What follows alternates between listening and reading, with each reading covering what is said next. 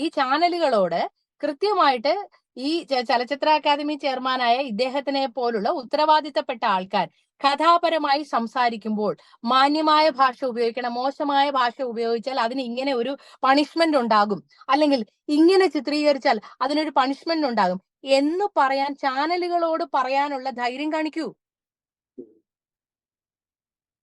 ചാനലുകളോട് സംസാരിക്കൂ. അവരും ഇതൊരു ബിസിനസ്സാണ്.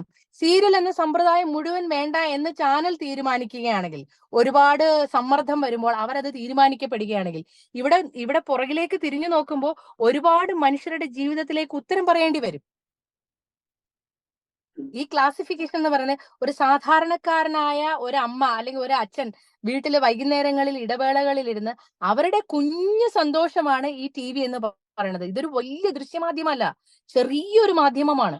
അതിനകത്ത് ഉൾക്കൊള്ളാൻ പറ്റുന്ന ചെറിയ ചിലവിൽ ചെറിയ കാര്യങ്ങൾ ചെയ്താണ് നമ്മൾ കഥ പറയുന്നത്. ആ കഥയിൽ എന്തെങ്കിലും പൊരുത്തക്കേടുകൾ ഉണ്ടെങ്കിൽ അതിനൊരു പബ്ലിക്കായിട്ടൊരു നിയമം പാസ്സാക്കുകയാണ് വേണ്ടത്. എല്ലാ സീരിയലുകളും സെൻസർ ചെയ്യാന്ന് പറയുന്നത് പ്രാക്ടിക്കൽ അല്ല എന്ന് ഈ പറയുന്നവർക്കും അറിയാം, കേൾക്കുന്നവർക്കും അറിയാം. പിന്നെ ഇത് നമ്മളെ പൊട്ടരാക്കാനാണോ ഇത് ചെയ്യുന്നത്? അല്ല. അപ്പൊ ഇത് വേണ്ടത് ഇദ്ദേഹത്തിന് ഇത്രയും ബുദ്ധിമുട്ടായിട്ട് അത്രയും എൻഡോസൾഫാൻ എന്ന് പറയാനും മാത്രം മോശമായ ഒരു കാര്യമായി തോന്നിയിട്ടുണ്ടെങ്കിൽ അതിന് വേണ്ടുന്നത് ക്രമീകരണങ്ങളാണ്, നടപ്പിലാക്കലുകളാണ്, അല്ലാതെ അധിക്ഷേപിക്കലല്ല.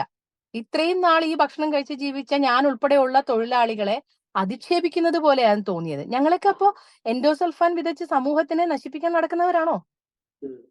അല്ല, ഇപ്പൊ ഈ കാര്യത്തില് മറ്റൊരു വിഷയം കൂടെ ചർച്ചയാകുന്നുണ്ടല്ലോ. ഇപ്പൊ കഴിഞ്ഞ കുറച്ച് നാളുകളായിട്ട് സിനിമാ ലോകത്ത് ഹേമ കമ്മിറ്റി റിപ്പോർട്ടായിട്ട് ബന്ധപ്പെട്ട ചർച്ചകൾ ഉണ്ടായിരുന്നു. അപ്പൊ ശരിക്കും ഇപ്പൊ സീരിയൽ ലോകത്തും അത്തരത്തിൽ ഇപ്പൊ സ്ത്രീകളുടെ സുരക്ഷ അല്ലെങ്കിൽ അവരുടെ വർക്കിംഗ് അറ്റ്മോസ്ഫിയർ ഇതൊക്കെ പിന്നീട് എപ്പോഴെങ്കിലും നിങ്ങളുടെ ഭാഗത്തുനിന്ന് ചർച്ചകൾ ആത്മയിലോ അല്ലെങ്കിൽ അതിന്റെ ഉന്നതല യോഗത്തിലോ അങ്ങനെ ഉണ്ടായിട്ടുണ്ടോ ചർച്ചകള്?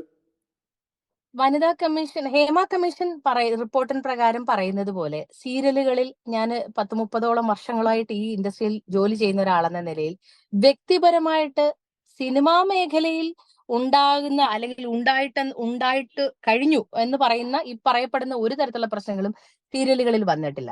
ഞങ്ങള് സീരിയലുകളിൽ ഒന്നാമത്തെ കാര്യം 1-2 മാസങ്ങൾ മാത്രം നിൽക്കുന്ന ഒരു പ്രവൃത്തിയല്ല ഇത്. തുടർച്ചയായി 2-3 വർഷങ്ങൾ ഒരു കുടുംബത്തെ പോലെ പോകുന്ന ഒരു അവസ്ഥയാണ് സീരിയലുകൾക്കുള്ളത്. അവിടെ എപ്പോഴും ചെറിയ ചെറിയ കുഞ്ഞി പിണക്കങ്ങളോ കൊച്ചു അസ്വാരസ്യങ്ങളോ ഉണ്ടാകാറുണ്ട്.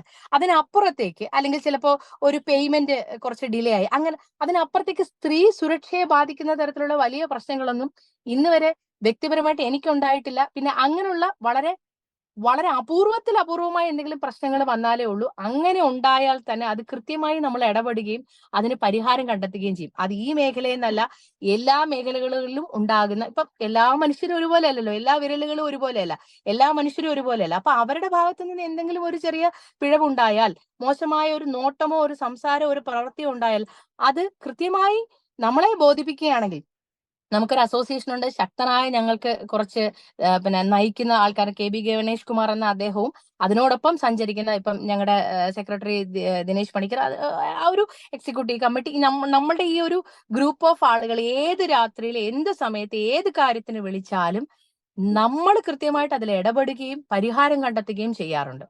ഒരാളിനെ പോലും, പിന്നെ നമുക്ക് പരാതി കൃത്യമായി എഴുതി തരികയും, എനിക്കിങ്ങനെ ഒരു പരാതി ഉണ്ട്, ഞാൻ ഇങ്ങനെ എനിക്ക് വളരെ മോശമായ ഒരു അനുഭവം ഉണ്ടായി, എനിക്ക് വേണ്ടി നിങ്ങൾ സംസാരിക്കണമെന്നൊരു പരാതി എഴുതി തന്നാൽ ആ നിമിഷം നമ്മൾ ആക്ഷൻ എടുക്കാറുണ്ട്.